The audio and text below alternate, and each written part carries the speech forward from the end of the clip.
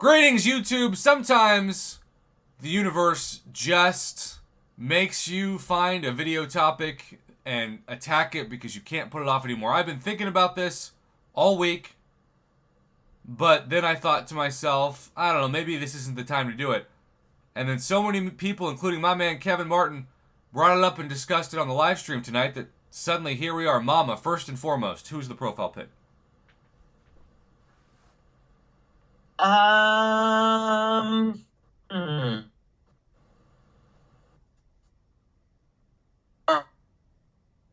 Was it? Warlock. Oh, Warlock. Okay. Inslane says MCOC stands for the money counting of the online collection. I haven't seen that yet, but that is frighteningly accurate. So if we're talking about MCOC or the money counting online collection, we will dissect the fact that Omega Days made Battlegrounds rosters a heck of a lot better. And I did shout out the first person I lost to in a while, but this has gone well for me so far because I did, of course, whale out. My roster is one that still consistently gets matched up against people who probably shouldn't be matched up against me. This guy has a prestige of 18,565. Kabam was nice enough to have a matchup against me, who has a prestige of 24,076. I should win most of these matches because most of these matches are almost rigged to benefit me. And it makes me feel like a D-bag Goliath, and maybe I am.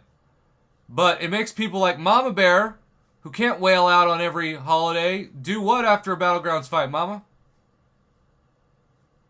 Just leave. Just leave. Because I lost again. Because she lost again. And because just as we saw at the start of whale holidays with Battleground seasons, yeah, it's exciting that suddenly more people have a 7-star Omega Sentinel or a 7-star Quicksilver or 7-star Corvus. But the other thing about it is there's just way more rank 3s now. There are way more Valiant players because they maybe used Omega Days to become Valiant. And the result is the better that everybody's roster gets and the more even things are, the harder it is to go on a long winning streak. And Kabam thought when they designed Battlegrounds that this would motivate people to spend units on those shields. But Mama, is that what you think's happening for most players? No. What are they doing instead? Buying them. But just not doing them. Yeah. I mean, I was in an alliance before this where if you asked somebody to do one Battlegrounds fight a week, it was like asking them to go to the DMV. And it wasn't even a full retirement alliance. They're just like, Battlegrounds, I don't want to lose.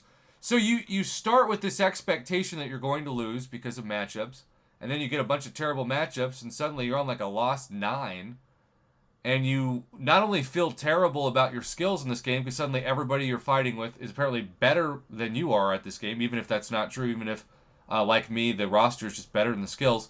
But more than that, it gives you this almost distaste for Battlegrounds. Like, Mama, I bet you used to have fun on certain seasons, but now it's like a negative psychological experience for you. It's a negative trigger. Yeah, I'm just not doing them. I'm done.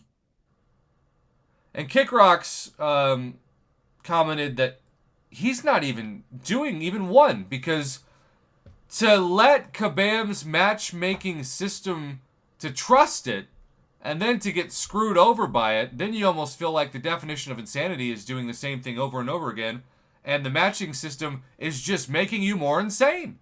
You don't enjoy the game, you certainly don't have confidence in your own skills comparatively, or you're made to feel guilty because you didn't spend more money that you couldn't afford to spend in the first place. It is all a system that Kabam thought would make them more money, but I actually think it's backfired. To some degree, I think Battlegrounds has backfired, and now it's safer to have more holidays like Omega Days pop up every once in a while than to assume you're going to make that old sweet lettuce you were making when Battlegrounds was the newest, hottest thing.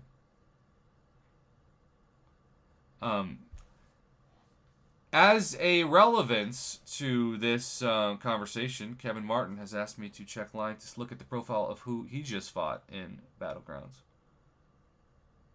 And who was that person that Kevin got matched up against? 24,000 prestige from 4 Loki. Moe217.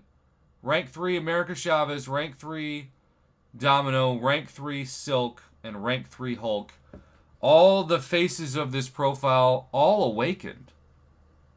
And yeah, this is a top account that should be competitive in not just the victory track, but the gladiator circuit. And now, what tier did you... Kevin's Paragon getting matched up against a top Valiant account.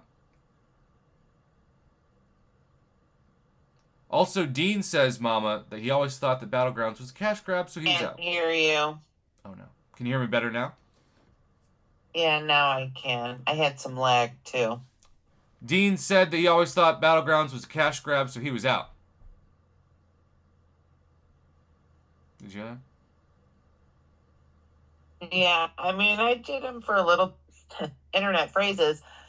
I did them for a little bit, and then I get annoyed, and then I'm like, I'm done. I'm going back to just completing Act 8, because it's going to be more worthwhile. If you're wondering what Mama Bear just said, she trusted Kabam to find a partner that she had some chemistry with, but the experience was not worth the matchmaking process, so now if she wants to please herself, she does everything solo. Is that essentially what you just said? Pretty much. I think that's... AJ Nix wants to add in that he fought 2 guys from 4 Loki and NYC Guardians a couple seasons back. So,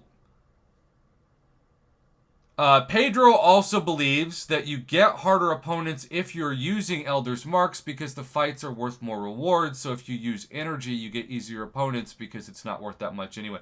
I do think that makes sense that they're coding Elder's Marks fights to be harder. But if you're making them impossible, you're just shooting yourself in the foot and making people not want to sign up. And Kevin did say, for the record, he was using energy.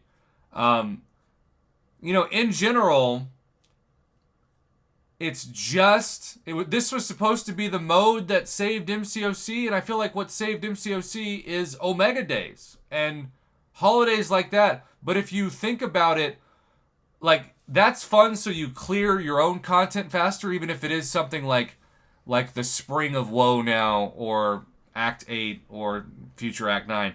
But in general, like, who benefits from this long term? And it's not rocket science to see that Omega Days backfired with Battlegrounds. And I don't think that's clickbait for the haters out there. I think that's just listening to the people who used to enjoy Battlegrounds, taking their feedback, and being honest in a video where you get the temperature of the community in a nutshell. And that's what this channel's always been, and that's what it continues to be. So, indeed. If you're watching live, stay tuned. As Forrest Gump once said, that's all I have to say about that. If not, thanks for watching. Good night.